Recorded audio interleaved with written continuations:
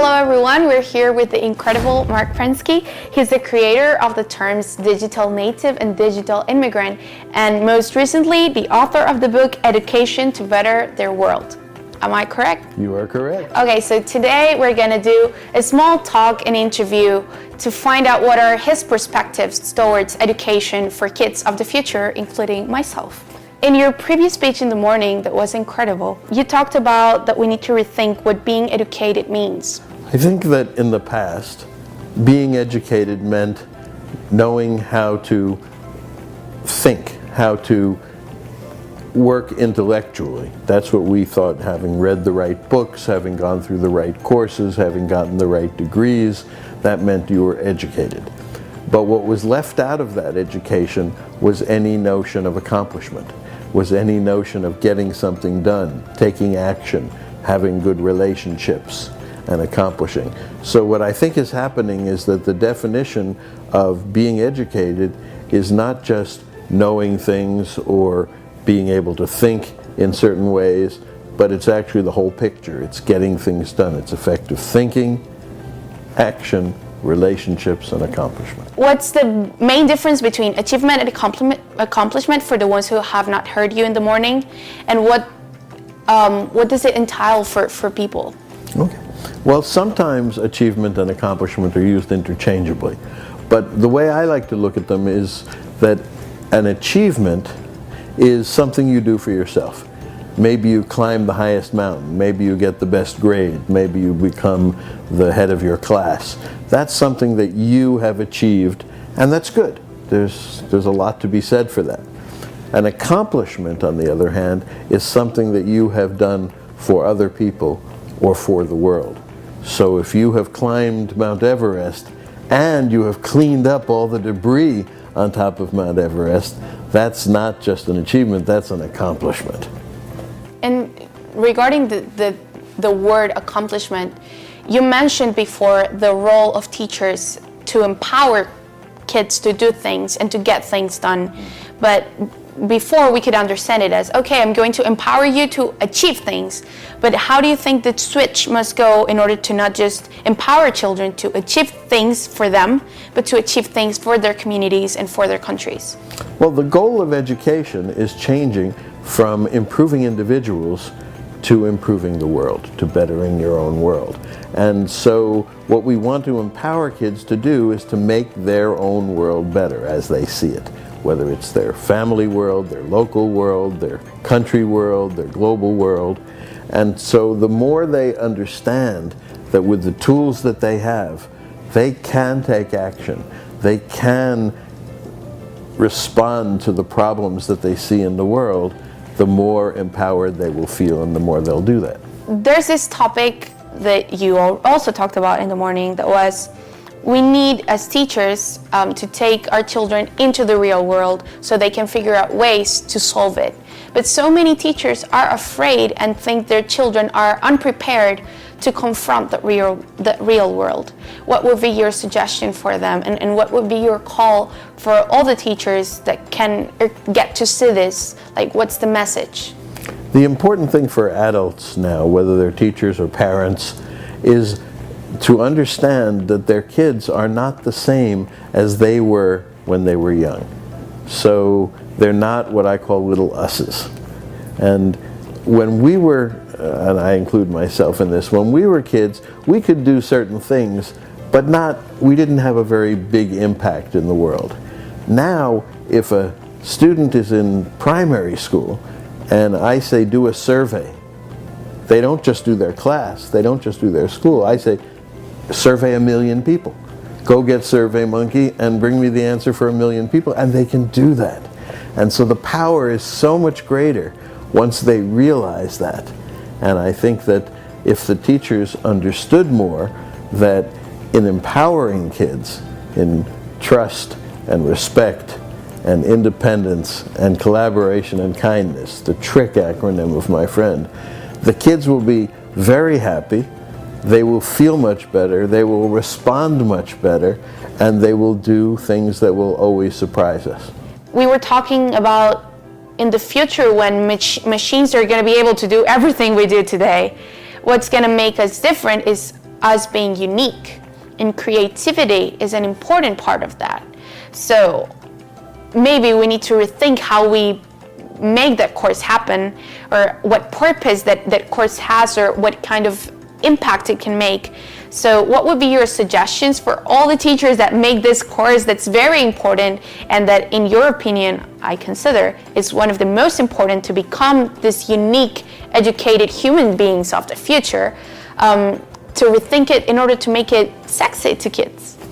Well, this is an example of what we do in academia and school a lot. We think about subjects, we think about stuff, but we don't think as much about the kids, about the students. So if you took the same course and you said, what problem do you care about in the world, you, and what are you good at, and what do you love to do, and now let's figure out how to make some solutions to those problems that you care about, that you love, that you're good at, and invent some new things. And you would probably be more motivated to do that because you'd come out with your own solutions. And then at the end we could say, oh, by the way, that was creativity, right? That's very nice. But when you start with the subject matter, it really takes things away from the person often. And I think that's one of the biggest problems in education, is that we don't focus on the individual, just for the reason you said. Because we want, in the future, if two people can do something equally well, a machine can do it, or learn to do it. So we want people to be unique, to do something better than anybody in the world can. And that's possible at every level. Even the lowest level groundskeeper or street sweeper can do it in a unique way and be special for that. And if they do that, then it's less likely that a machine will take their job. And so I think that the important thing is to make sure that we focus again on the people, and not just on something called a subject matter, whether it's creativity or entrepreneurship or whatever else it is. There's lots of skills we need, but the people are more important than the skills. We were talking about like expanded brains in the morning. That works in a certain, let's say, social and economic context. Here in Peru, and to make it smaller, even Lima, the reality between this Lima you're sitting right now and other parts of Lima that are just 2 hours away, children don't even have access to a good hospital, and they don't have access to an iPad or to learn how I learned when I was young, because I was lucky enough to be inside this school and to share with these teachers. I think we have a huge opportunity here. And the opportunity is to take the third of our population that we call students and use them, or not use them, but give them the power, empower them to make the country better. So you're talking about an education based on our community problems. And sometimes that doesn't happen because we don't have the opportunity to get to know our reality, and we're like stuck in especially in Lima. It's like a very small population that actually, as I mentioned before, has the access to this kind of education. So what would be an idea that comes to your mind at this point that you can tell these teachers sitting right here, okay, go and do this, like take your children to the field, like to find out? The most important thing is to start talking with the kids directly and start listening to the kids directly. I don't think there's a kid in the world, or in Peru, or in Lima, that if you said to them, do you see problems in your world? Oh, and tell me what they are. They would have a list, a very long list. And you say, now which ones of those do you think that you could help with your strengths and your interests, and which ones do you want to help with? I think that it's not hard to have those kids connect to themselves to solving the problems. They've just never been told that they have that power. And now you say, okay, well, you do have that power. What do you think we should do? What do we need? Oh, we need some, maybe we need some laptops to create an app. Oh, we have those, right? We're the kids who have those. So let's work together and make this happen. Or another situation is where in one country they were trading off kids who had the iPads, were trading with old people for reading lessons. So I'll teach you to use an iPad, you teach me to read. There are a lot of things that the kids will think of, and both in terms of the problems and the solutions, that we adults won't think of. And if we liberate the kids and empower the kids to implement their solutions, they will do it. Why do you think it was necessary for all the academia to change the academic tradition into an accomplishment tradition? What were like the factors that made that happen? I start talking about two traditions of education.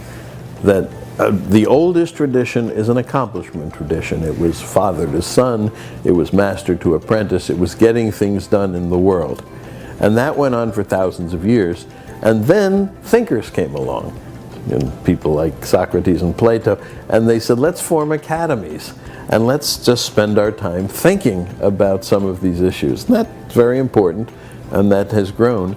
And that tradition of thinking only captured our K-12 schools, our primary and secondary schools. So what happened was that we only have the thinking tradition, and we lost in our schools the accomplishment tradition. That tradition still exists in our businesses and workplaces because you have to get things done there. So what we need to do is not switch from one to the other, but to figure out a new way of combining the two, so that people don't think that thinking by itself is enough. Even if it's critical thinking or problem solving, you still need good action skills and effective relationship skills and effective accomplishment skills. And as teachers, how do you build those? We all have to learn to do that, but the easiest way to do that is by accomplishing, by doing projects where you try to get things done, where you're not just interested in the subject matter, but how to apply that subject matter, where you're not just interested in what the kids are passionate about, but how they can apply that passion. And the goal underneath is making a better world. You talked about the pace of change is so fast. And we have teachers, and most of them are digital immigrants, and which are not so willing to change that fast. So what would be your suggestion to these teachers to be able to empower and take out the superheroes inside their students to become real change makers and to really change the world, even though if it's their small community or the whole world? So what would it be?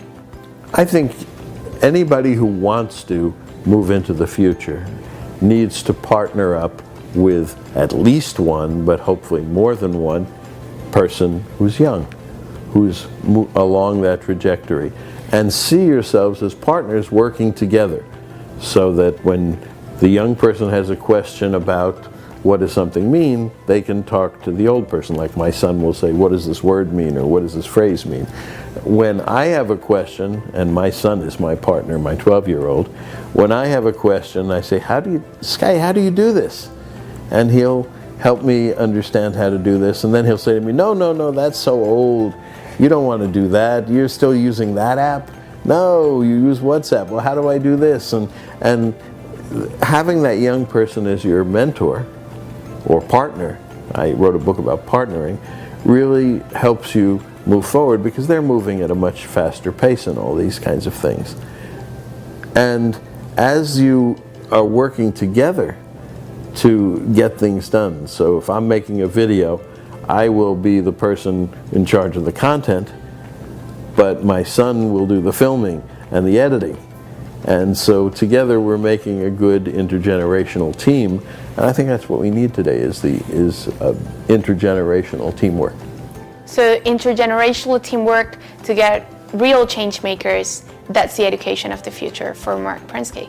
I think so, and making sure that when we say real change makers, we're looking for measurable, positive impact. Thank you, everyone. That was Marc Prensky.